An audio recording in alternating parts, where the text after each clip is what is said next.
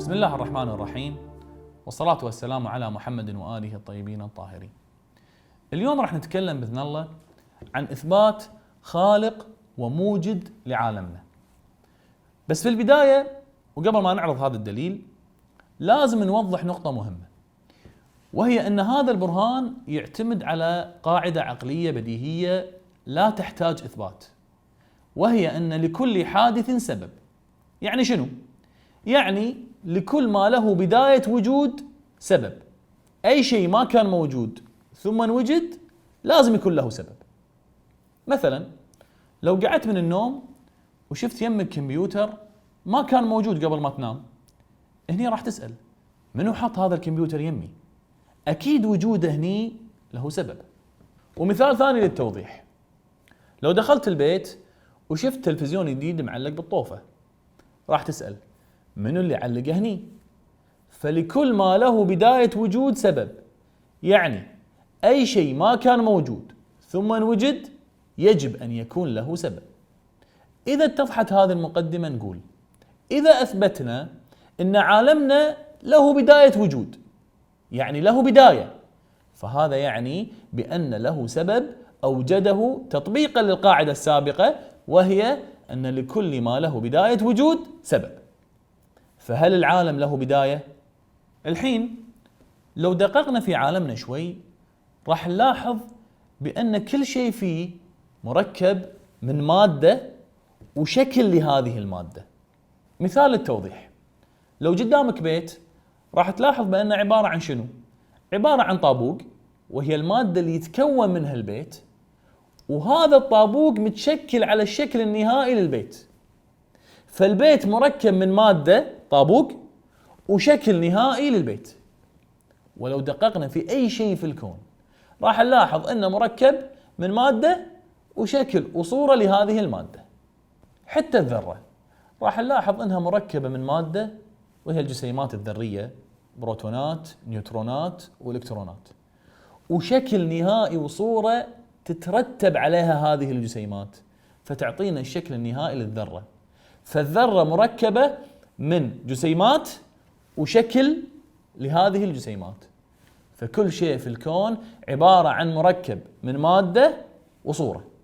والحين لو جينا حق المادة، بس المادة، خلينا الصورة على جنب، وجينا حق المادة، نقول ان هذه المادة اللي في الكون يستحيل تنوجد من غير صورة، من غير شكل. اصلا مستحيل نتصور في ذهننا مادة من غير شكل. مثلا حتى لو تصورنا الالكترون راح نشوف بأن هذا الإلكترون له شكل، يعني راح نتصوره بشكل مدور مثلا، الحين مو بالدقة ولكن فقط مثال التوضيح. أي مادة في الكون لازم لها شكل.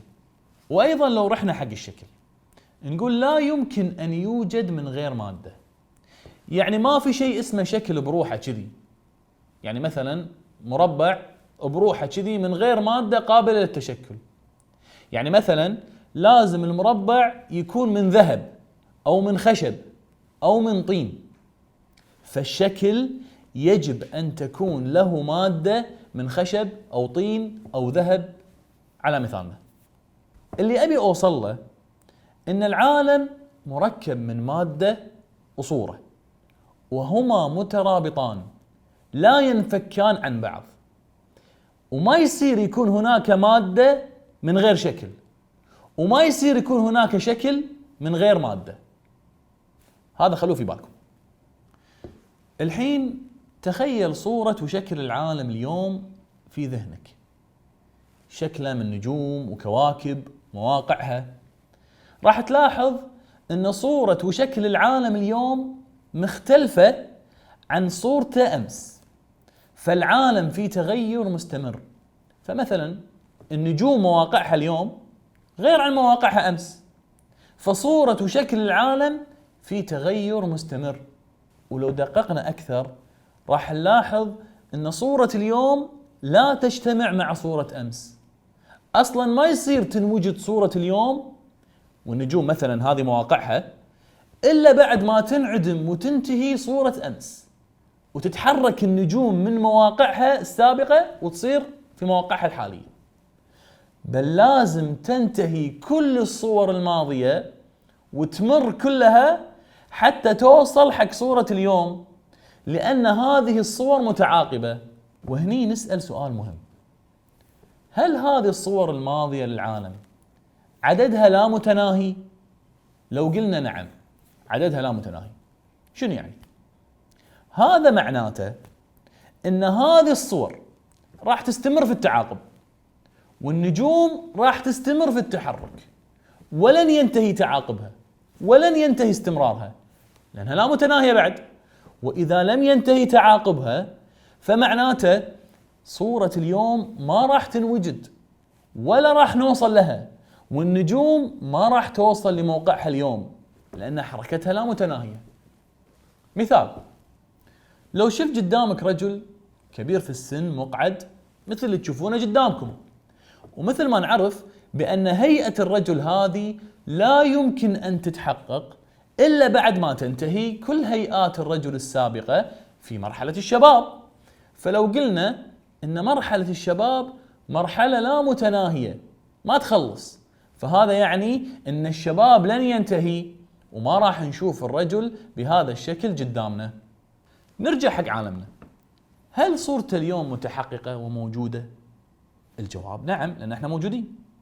إذن الصور الماضية كلها انتهت وانعدمت، والنجوم مثلا عدت الأماكن والمراحل السابقة، وهذا يعني بأن الصور السابقة قبل صورة اليوم متناهية في العدد، عددها محدود، وإلا ما وجدت صورة اليوم، والنجوم ما قدرت توصل لموقعها وشكلها اليوم، مثل ما شفنا بمثال الرجل الكبير في السن.